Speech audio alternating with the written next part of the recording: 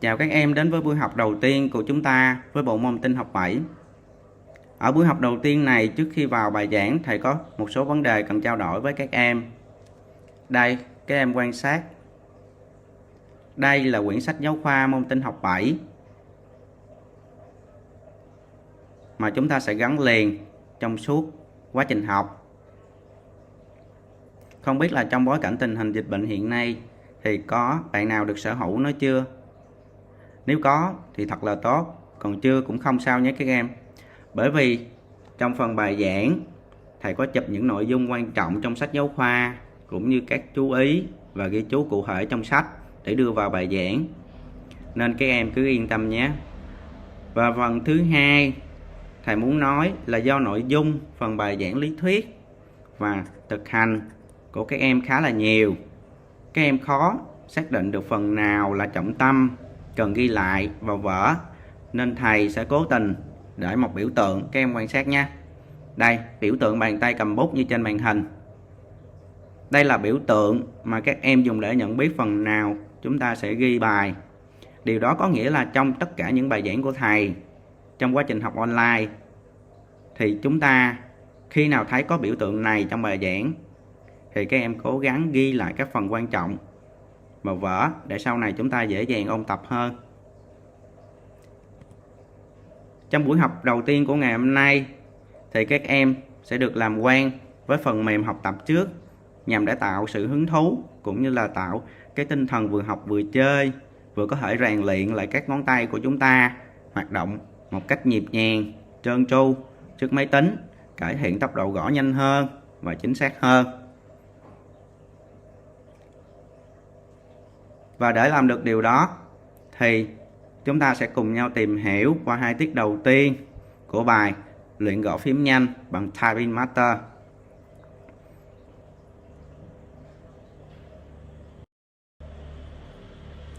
Về nội dung chính của bài ngày hôm nay sẽ có 4 phần.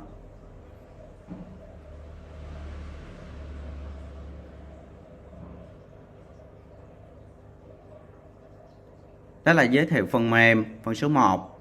Phần số 2 là thực hiện các bài luyện gõ bàn phím bằng 10 ngón. Phần số 3 là luyện gõ phím bằng trò chơi.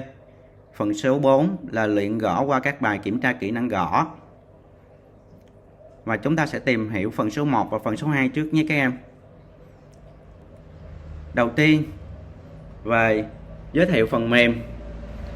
Thì ở phần giới thiệu phần mềm này thì thầy sẽ nhắc lại kiến thức cũ một tí nhé các em. Ở chương trình lớp 6 thì chúng ta đã được học một phần mềm, đó là luyện gõ 10 ngón, có biểu tượng giống như trên màn hình nền. Đây, các em quan sát.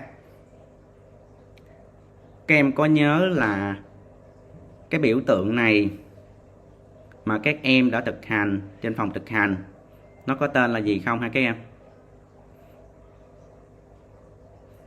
Có phải là Rapid Typing không?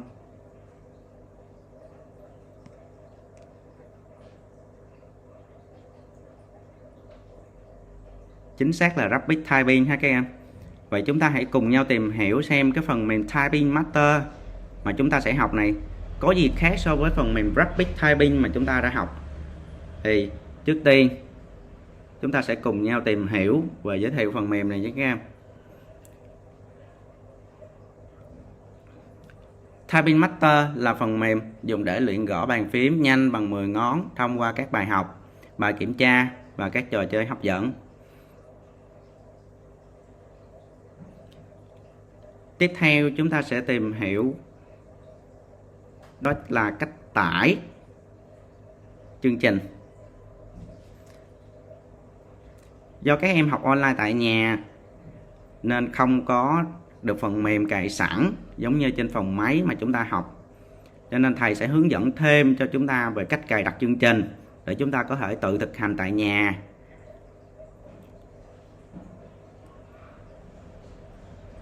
Ở đây thì chúng ta sẽ có rất là nhiều cách tải khác nhau. Tuy nhiên thầy sẽ hướng dẫn cho các em một cách đơn giản. Bạn nào biết thêm nhiều cách khác thì có thể chia sẻ thêm cho các bạn và thầy nhé. Đầu tiên các em sẽ vào đường dẫn như thầy cung cấp trên màn hình bằng các trình duyệt phổ biến thông dụng mà chúng ta có tại nhà như là Chrome, Firefox hay là Internet Explorer.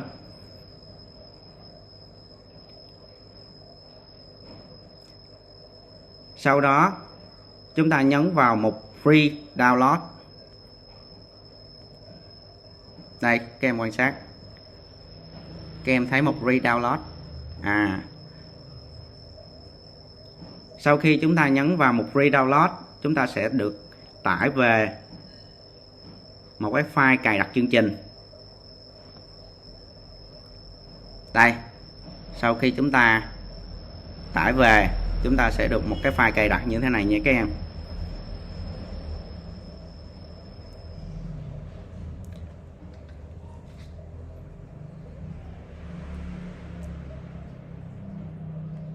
Rồi, như vậy bước 1 đầu tiên để cài đặt chương trình thì chúng ta mở một thư mục mà nó chứa file cài đặt Typing Master. Rồi, bước 2 là chúng ta sẽ nháy đúp chuột vào biểu tượng Typing Master mà chúng ta vừa mới tải về nhé các em. Và bước 3 chúng ta chọn Next để tiếp tục quá trình cài đặt. Bước 4 chúng ta chọn vào Accept the Agreement và nhấn Next liên tục 3 lần nhé các em. Bước 5 chúng ta sẽ click vào Install để cài đặt. Và cuối cùng là click vào Finish.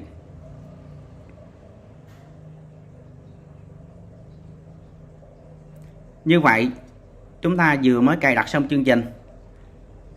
Tiếp theo chúng ta sẽ làm gì nhé các em? Các em quan sát nhé. Đấy. Sau khi chúng ta cài đặt xong chương trình, có phải chúng ta nên khởi động chương trình để tìm hiểu chương trình này không nhé các em? Vậy chúng ta sẽ qua phần cuối cùng của phần 1 ngày hôm nay. Đó là cách khởi động phần mềm.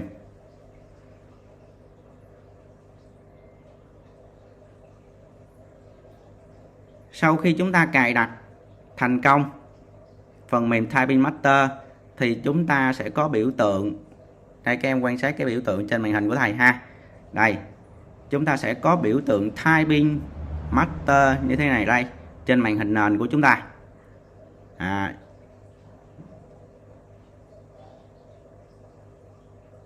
Rồi, để khởi động thì để khởi động phần mềm Typing Master này thì nó tương tự như các phần mềm khác thôi nha các em. Là chúng ta chỉ cần nháy đúp chuột vào biểu tượng của nó trên màn hình nền desktop trên màn hình desktop thì chúng ta sẽ khởi động được nó.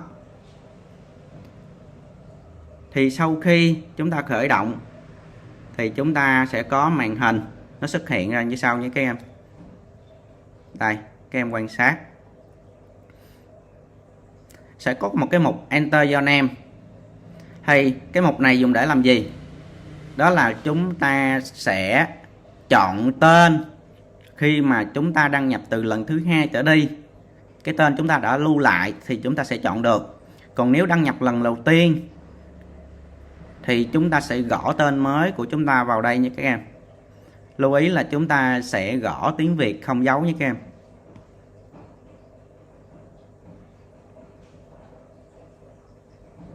Rồi, sau khi gõ tên mới vào thì chúng ta nháy chuột vào nút Enter.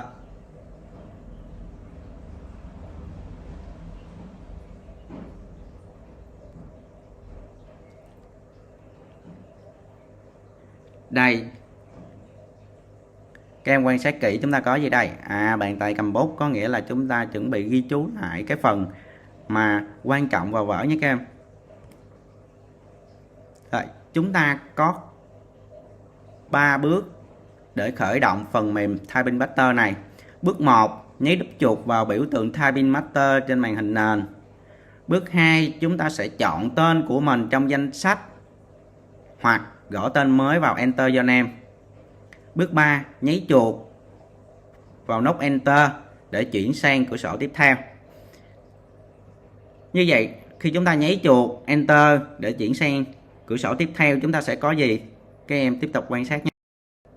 Đây, sau khi chúng ta nháy chuột vào nút Enter, chúng ta sẽ có một màn hình chính làm việc của Typing Master, gồm các mục như là Studying, Typing Matter, Custom Review, Typing Test, Games, Statistics, Setting, About. Rất nhiều phải không các em? Các em không cần phải học hết hay là quan tâm hết các phần này đâu. Chúng ta chỉ cần tập trung vào 3 phần chính mà nội dung bài học chúng ta yêu cầu. Đó là phần đầu tiên, đó là Studying, các bài luyện gõ. Phần thứ hai là Typing Test, các bài kiểm tra. Và phần thứ ba đó là Games, các trò chơi ha các em. Đầu tiên thì chúng ta sẽ tìm hiểu cái mục đầu tiên là Studying. Chúng ta qua phần tiếp theo, đó là phần số 2, thực hiện các bài luyện gõ bàn phím bằng 10 ngón. Đó là trong mục Studying nha các em. Rồi, chúng ta quan sát hình ảnh đây. Sau khi chúng ta nháy chuột vào mục Studying thì chúng ta sẽ có các bài học luyện gõ phím, gồm có 3 phần. Đây, phần 1 là Touch Typing Code, hay còn gọi là phần cơ bản. Phần 2 là Speed Building Code, còn gọi là phần nâng cao. Và phần 3 đây là Number, Measurement and 10 Keypass Code, hay còn gọi là phần mở rộng.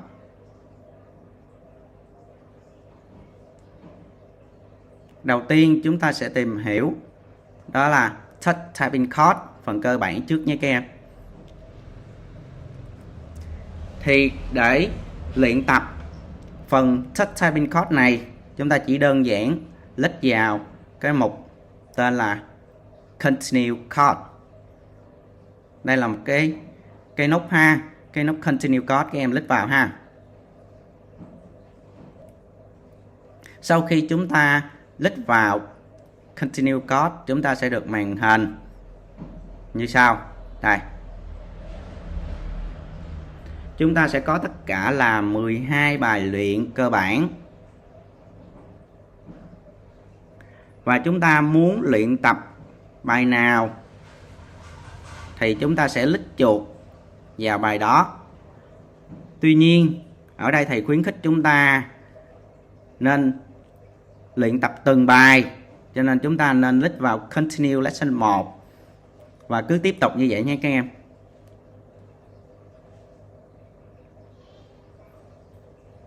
Còn đây là hình ảnh thầy minh họa chi tiết cho một trong các bài luyện tập.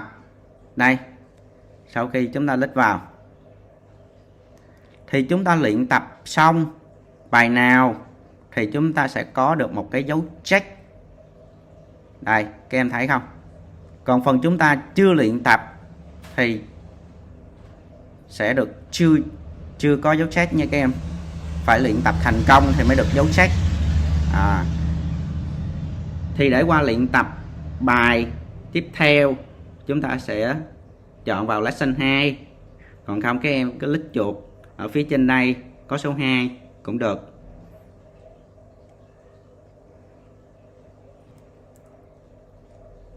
Đây là hình ảnh minh họa chi tiết một trong các bài luyện tập. Đây các em quan sát. Hướng dẫn của phần mềm rất là chi tiết và dễ hiểu đúng không? Màu sắc, các em quan sát. Đây, màu sắc các phím tương ứng với màu sắc các ngón tay. Chúng ta chỉ cần làm theo chỉ dẫn thôi. Còn đây là màn hình kết quả.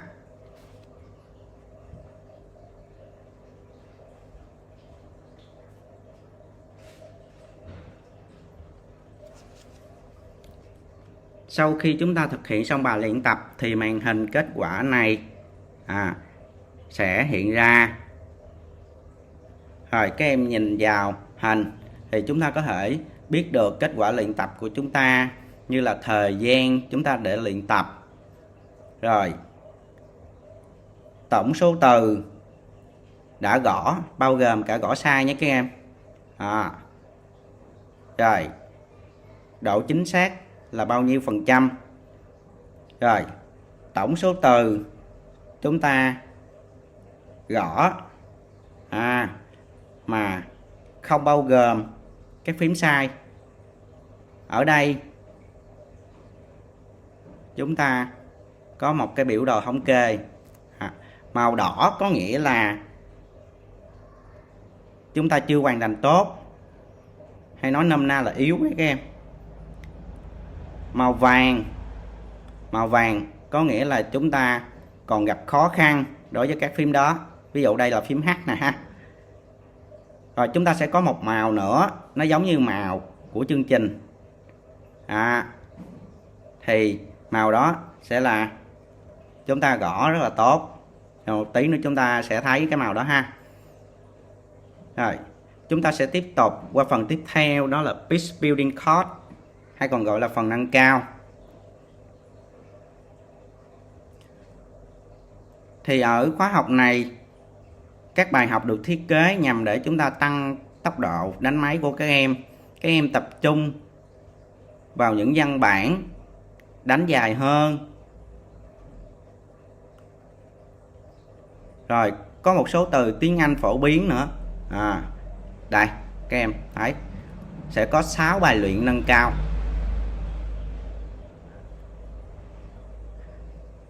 Và chúng ta sẽ bấm vào Start Now để bắt đầu.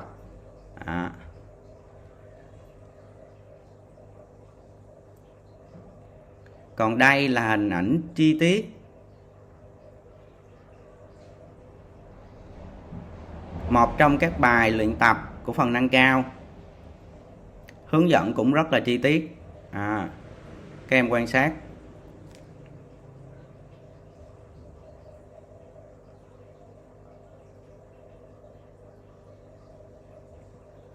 Đây, hình ảnh. Đây, các em nhìn thử ha. Phần thời gian thực hiện nó sẽ đếm ngược về 0. Còn đây là cái biểu đồ quá trình thực hiện của chúng ta. Còn đây các em nhìn thấy phím khoảng cách nè, nó bị gạch đi, có nghĩa là chúng ta đang đánh sai vào phím đó. Như ở đây chúng ta cần đánh vào phím là phím D, nhưng lại chúng ta bấm vào phím khoảng trắng, cho nên nó bị sai nhé các em, nên nó bị gạch đỏ đi. Chúng ta tiếp tục.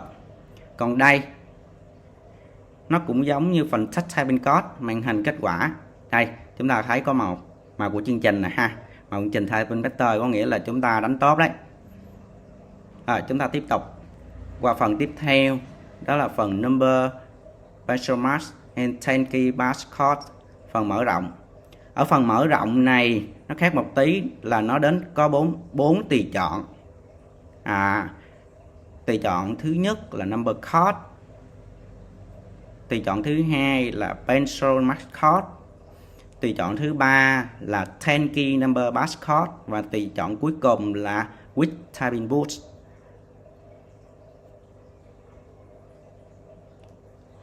Để chúng ta sẽ chọn một cái tùy chọn nào đó và chúng ta sẽ bấm ta nào để bắt đầu. Rồi bây giờ thầy sẽ đi vào cái phần Number Chord này. Các em sẽ có đây 2 bài học dạy cách đánh số vào hàng và cái số quy định sẵn.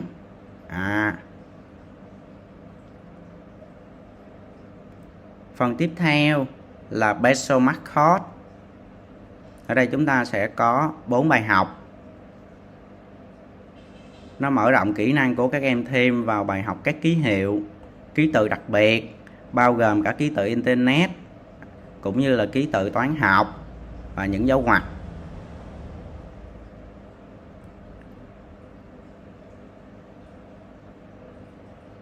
Đây, còn phần tiếp theo là 10 Key Number Bass Chord.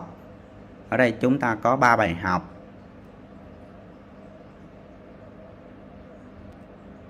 Giờ phần cuối cùng là phần Quick Typing Boost.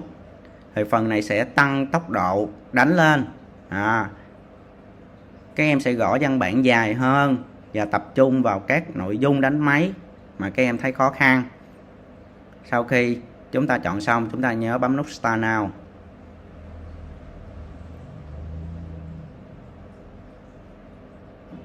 Rồi, tiếp theo đây là màn hình minh họa một trong các bài luyện tập.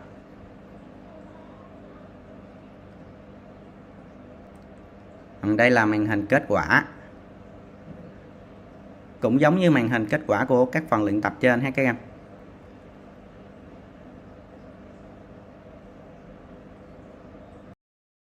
Rồi, cuối cùng chúng ta đã hoàn thành xong nội dung của bài ngày hôm nay. Có các phần ghi chú để ghi lại. Đó là để thực hiện các bài luyện gõ bàn phím bằng 10 ngón, chúng ta sẽ nhí chuột vào một string để chọn. Rồi, sau đó chúng ta vào bài học luyện gõ phím gồm có 3 phần luyện tập.